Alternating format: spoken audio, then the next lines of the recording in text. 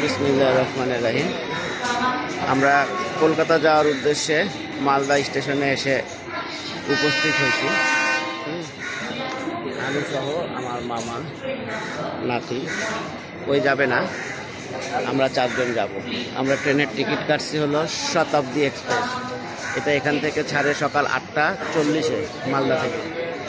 তো আর এই ট্রেনটার টিকিট মূল্য হচ্ছে নর্মালি কাটলে 960, আর আপনি যদি খাবার সহ কাটেন তাহলে 1200।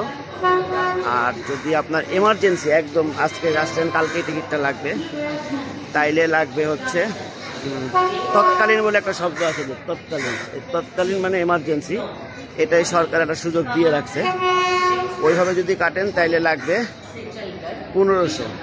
এই সেম কোয়ালিটির আর একটা ট্রেন আছে, ওই ট্রেনটার নাম হলো বন্দে ভারত। ওইটা হলো বিকালে ছাড়ে 5টার দিকে। আর এছাড়া সকালের দিকে আরও বেশ কয়েকটা ট্রেন আছে, যে ট্রেনগুলি আপনার মোটামুটি খুবই রিজনেবল ভাড়া। এগুলিতেও এসি আছে, 2-3টা বগি এসি থাকে। কিন্তু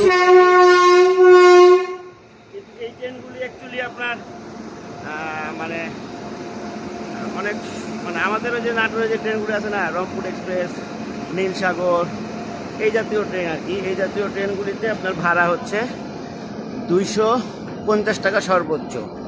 এখান থেকে আপনি 160 টাকা পর্যন্ত আছে। ওগুলির এসির ভাড়া 500 টাকার মতো, এসি কেবিনগুলি। কিন্তু নর্মালি এমনি আর কি এসি নাই, সেগুলিতে ভাড়া হচ্ছে 160 থেকে 250-এর মধ্যে, 180ও আছে। আর এখানে এই প্ল্যাটফর্ম হচ্ছে টোটাল 7টা। এই যে আর একটা ট্রেন আসলো মাত্র। আমি তো যাটা দেখতেছি প্রতি মিনিটে একটা করে ট্রেন আসছে, 1 মিনিট 2 মিনিট পর পর। এই যে ওই পাশে একটা মালগাড়ি, মালগাড়ির জন্য আলাদা, লাইনটাই আলাদা। এভাবে 7টা প্ল্যাটফর্ম আছে। এই যে এই ট্রেনের মাথাটা এইদিকে, এখানে হচ্ছে মাথা। আর এখানে আবার ট্রেনটা দেখেন, ট্রেনটা বেশ ভালো। আপনাদেরকে দেখানোর চেষ্টা করতেছি জাস্ট।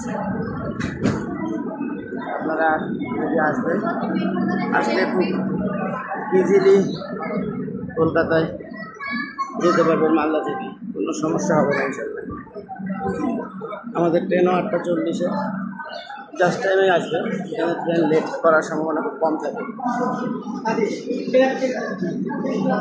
লিফট টিফট আছে ভালো। ঠিক আছে, আল্লাহ হাফেজ। পরবর্তীতে আমি আরও আপডেট জানাবো।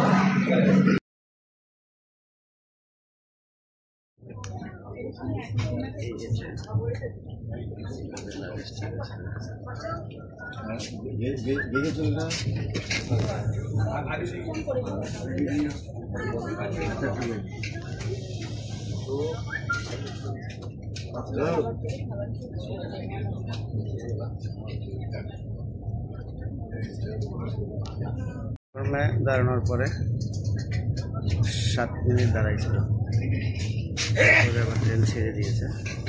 5 ঘন্টা লাগবে আমাদের পুরো। আল্লাহ হাফেজ।